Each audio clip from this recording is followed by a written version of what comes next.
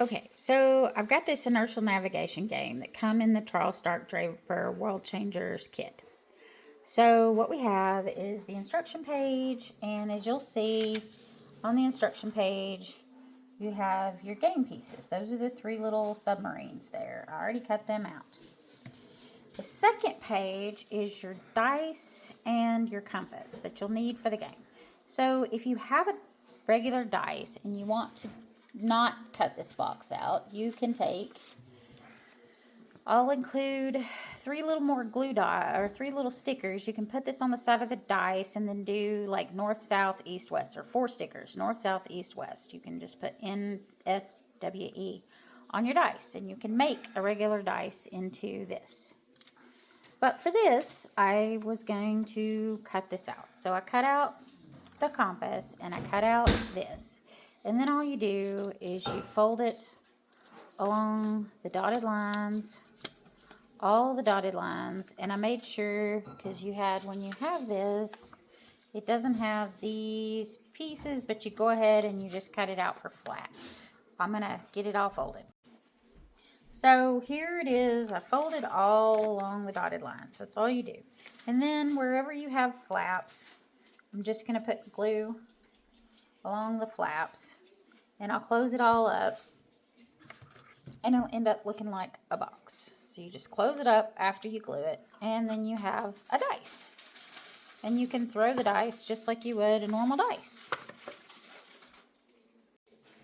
So now you have your game pieces. You can use a dime, you can use a little figurine. It just doesn't need to be really big. You have your dice, you have your compass, you have your map, you have your game journal, and you have your other map that you're going to do the path, because navigation is about speed and direction. So I'm going to set up the game board and then we'll talk. Okay, so all I did is I took sticky notes and I put them over the map, so you can see right here. So we have the map, we have this map, and then we have our journal. So I started the submarine right here. I try to start it always in the ocean. So I kind of sort of know this one is a little bit different, but it's basically over here on the side of Australia.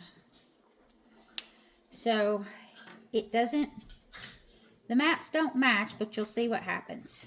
So then I'm going to take my dice that I made, and I'm going to do it, south. Well, south is down. Can't move south because that's off the map.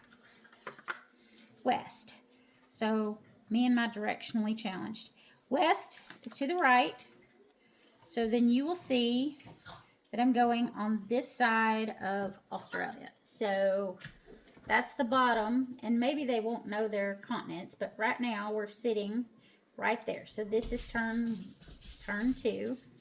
So then at the first one, it was a dud, and I can look and see that it doesn't say what ocean I'm in, but it does say on the second turn I moved. Actually, I moved south and I couldn't move, but I didn't get to move one. On the second turn, I moved west, and I moved 1 space. So I couldn't move spaces, so I didn't mark spaces here. So that was a 0 spaces. And I moved west, and I moved 1 space. I'm underneath Australia, so I know I'm just going to put AUS for time saving. So I know that's the continent and the country that I'm in. So then we're going to do another one, and this says east. So I'm going to move back to where I was. So we moved east, and we moved 1 space. All right, and then I'm going to do 3 spaces. Now you can do 3 different directions for each, or you can just do the next direction and go 3 spaces north.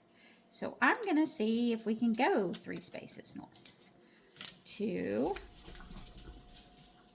3.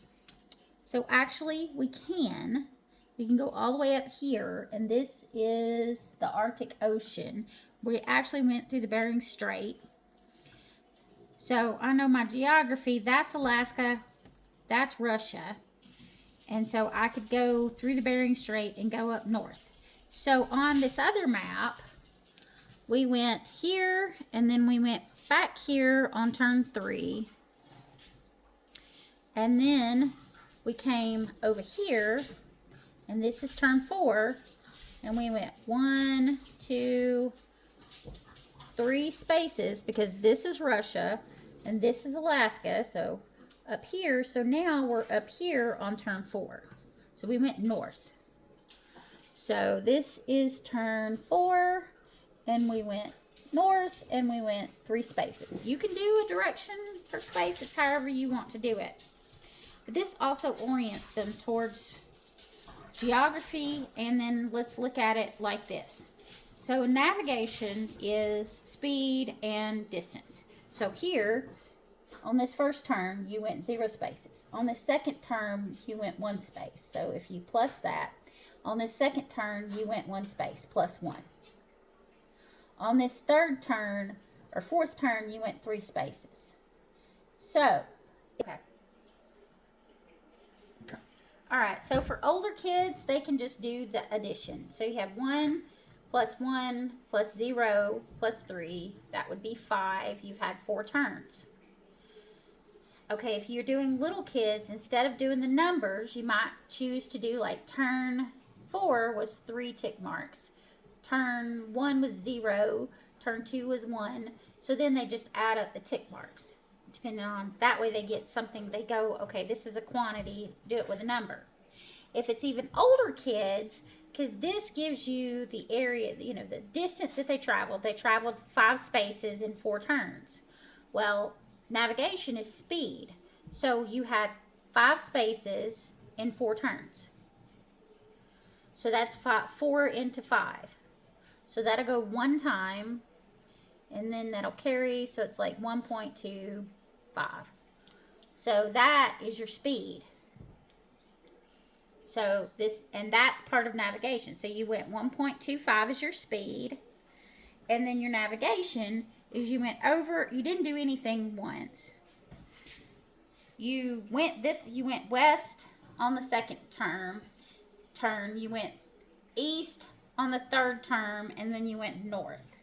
So inertial navigation is dead reckoning.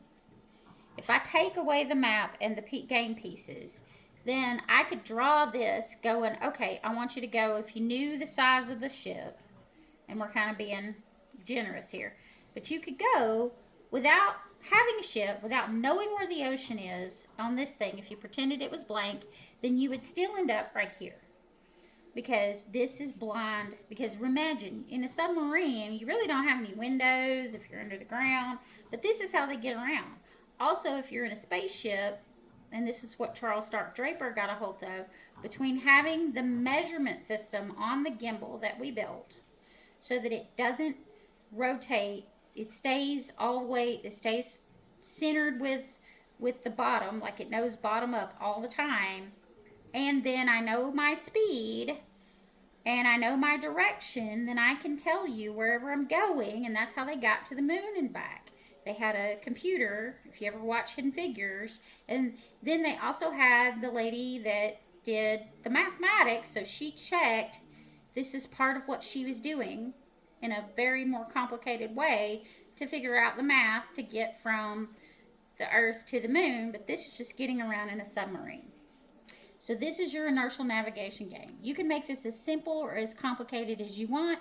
If you have a coin or a bird, if you know where the territory of the bird, you could just mark off the territory of the bird. You can make these, you can cut these in smaller pieces so that you move smaller spaces around the map. You can do different rules. If it's a bird, it can go over land. I try to keep to the rules of the submarine, so it has to know, you have to look up, you know, is there water here? And there is. But there's just all kinds of things that you can do with this game no matter what age. Thank you.